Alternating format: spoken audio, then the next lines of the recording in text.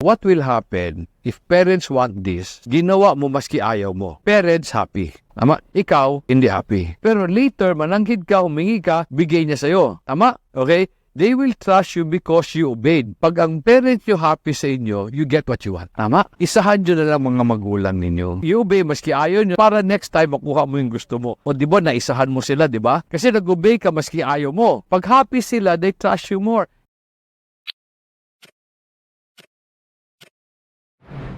Let me share with you a lesson namin dito sa Simila. Meron kaming training reboot, mga young adults.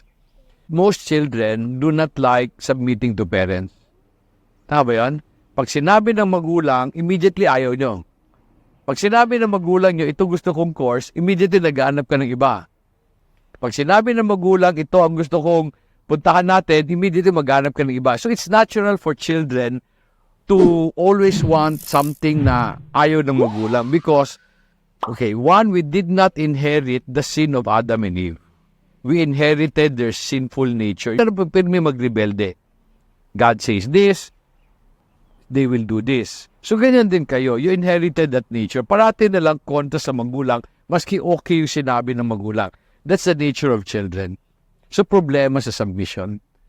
So ito na, sinabi ng magulang, ito gawin mo, ano normal yung reaction nyo? Ayaw nyo dun sa sinabi niya, di ba? Tapos, pinilit mo yung gusto mo. Pag pinilit mo ang gusto mo, ano mangyayari sa magulang? Masuko, di ba? Galit siya, pero hindi ka niya pinayagan, ikaw, ano feeling mo? Ha? Siya suko. Ikaw, wala mo nabuhat, gawa mo siya nisugot.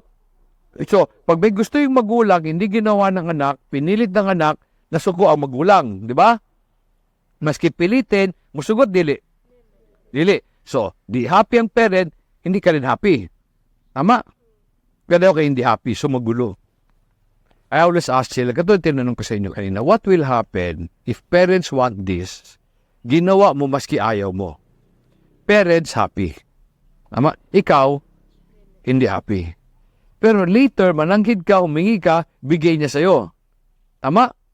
Okay? They will trust you because you obeyed. So, i-establish muna natin, pag ang parents nyo happy sa inyo, you get what you want. Tama? So, ito suggestion ko sa inyo, para you always get what you want. Isahan nyo na lang mga magulang ninyo. Anong isahan? You obey maski ayaw ninyo. You obey maski ayaw nyo, para next time makuha mo yung gusto mo. O diba, naisahan mo sila, diba? Kasi nag-obey ka maski ayaw mo. Pag happy sila, they trust you more. Ito problema ng mga bata. They insist on their ways, expecting the parents to be happy or expecting the parents to say yes. Parents will never say yes. The reality is, parents always get their way. Totoo ba hindi? At the end of the day, parents get their way. So wala kang panalo. So you just better be obedient para pag may hiningi ka in the future, mas papayag sila. Na sila gusto, di ka gusto. Nang luhod ka, ipakita ni mo siya, nagdabog ka, happy sila, dili. Happy ka, dili. Dili, sad. Pero pag sumunod ka, maski di ka happy, next time, there'll be more trusting. You see, you've been following the ways of the world. The ways of the world will say, gawin mo anong gusto mo. Pag ayaw nila, gawin mo pa rin anong gusto mo. Sino panalo? Di ba? Parents. Pagkatas, ito pa yung nangyayari sa mga bata. Sabi ng magulang, ito gusto ko anak. Sabi ng anak, ito gusto ko ma, ito gusto ko. Na mamugos, di ba? Mamugos, itong gusto ko. Sino magbabayad sa gusto ng anak? Sabi hindi magbayad. Nga wala kasi sugot sa iyang gusto. Di ba? You know, when you become parents, gano'n yun. Since kayo magbabayad, gusto nyo yung gusto nyo. Now, of course, parents should not always get their way. Pero, pag ayaw nyo, you appeal. You appeal nicely. Makikinig sila when you appeal nicely. Pag nag-appeal kayo, galit kayo. Will they listen? May pa rin naman. Stop listening to friends.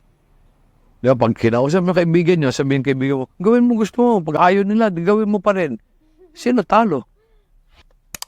Diba, talo kayo. Never kayo mananalo. Okay? Tapos pag bininsist mo, lumayas ka, sino talo? Ikaw pa rin.